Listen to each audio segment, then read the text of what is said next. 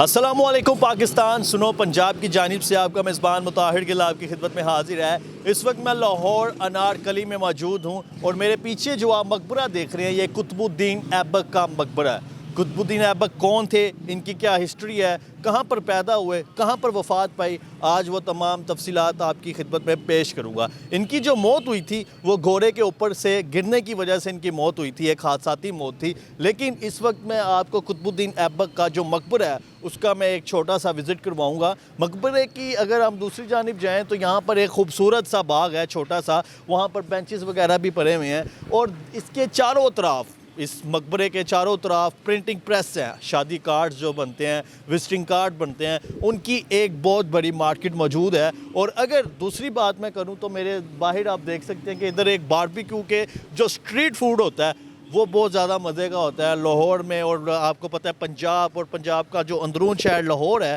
وہ بیسیکلی اپنے جو اسٹریٹ فوڈ ہے اس کی وجہ سے بہت زیادہ مشہور ہے، کھانوں کی وجہ سے بہت زیادہ مشہور ہے۔ اور یہاں پر مزے کے جی کلیجیاں، پوٹے، کباب، ٹکے، ہر چیز یہاں پر آپ کو کھانے کے لیے ملتی ہے۔ لیکن آج ہم بات کریں گے قطب الدین ایبک کے حوالے سے، تمام تفصیلات آپ کی خدمت میں پیش کرنے لگا ہوں، ذرا غور سے سنیے گا۔ قطب الدین ایبک کی پیدائش 1150 میں ہوئی اور وفات نومبر 1210 میں ہوئی۔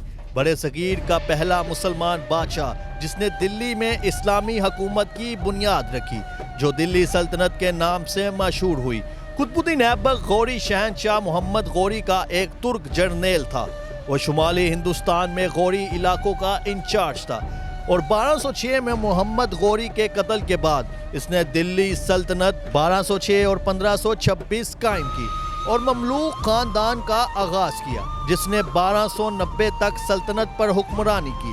ترکستان سے تعلق رکھنے والے ایبک کو بچپن میں غلامی میں فروخت کر دیا گیا تھا۔ انہیں فرانس کے نشاپور میں ایک قاضی نے خریدا تھا، جہاں انہوں نے تیر اندازی، گھوڑ سواری کے علاوہ دیگر مہارتیں سیکھیں۔ بعد ازاں انہیں غزنی میں محمد غوری کے حوالے کر دیا گیا، جہاں وہ شاہی استقبال کے افسر کے عہدے پر فائز ہوئے۔ غوری جنگوں کے دوران اسے سلطان شاہ کے اسکورٹس نے پکڑ لیا۔ غوریوں کی فتح کے بعد انہیں رہا کر دیا گیا اور محمد غوری نے ان کی بہت حمایت کی۔ 1192 میں دوسری جنگ میں غوریوں کی فتح کے بعد محمد غوری نے ایبک کو اپنے ہندوستانی علاقوں کا انچارج بنا دیا۔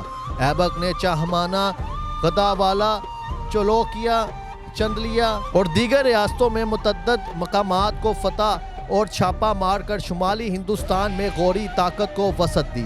مارچ 1206 میں محمد غوری کے قتل کے بعد ایبک نے شمال مغربی ہندوستان میں غوری علاقوں پر کنٹرول کے لیے ایک اور سابق غلام جنرل تاج الدین کے ساتھ لڑائی لڑی۔ اس مہم کے دوران انہوں نے غزنی تک پیشے قدمی کی، حالانکہ بعد میں وہ پیچھے ہٹ گئے اور لاہور میں اپنا دارالحکومت قائم کیا۔ انہوں نے برائے نام محمد غوری کے جانشین غیاث الدین محمود کی بالادستی کو تسلیم کیا، جنہوں نے انہیں سرکاری طور پر ہندوستان کا حکمران تسلیم کیا۔ ایبک کے بعد ارم شاہ اور پھر اس کے سابق غلام اور داماد نے ہندوستان کے ڈھیلے قبضے والے غوری علاقوں کو طاقتور دلی سلطنت میں تبدیل کر دیا۔ ایبک کو دلی میں قطب مینار کے لیے جانا جاتا ہے۔ جی ناظرین، یہ آج کی کہانی جو ہم نے آپ کو بتائی تھی یہ قطب الدین ایبک کی تھی۔ کس طرح سے انہوں نے جنگیں لڑی، کن کن مقامات پر انہوں نے حکومت کی، تمام آپ کی خدمت پہ پیش کیا۔ اگر آپ بھی قطب الدین ایبک کے مقبرے کا وزٹ کرنا چاہتے ہیں، یہاں پر آنا چاہتے ہیں اور مزید ہسٹری جاننا چاہتے ہیں تو لاہور انارکلی آئیں اور قطب الدین ایبک کے مقبرے کا وزٹ کریں۔ مجھے دے اجازت، اپنا بہت سارا خیال رکھیں، ملتے ہیں ایک نئے پروگرام میں۔ اللہ حافظ۔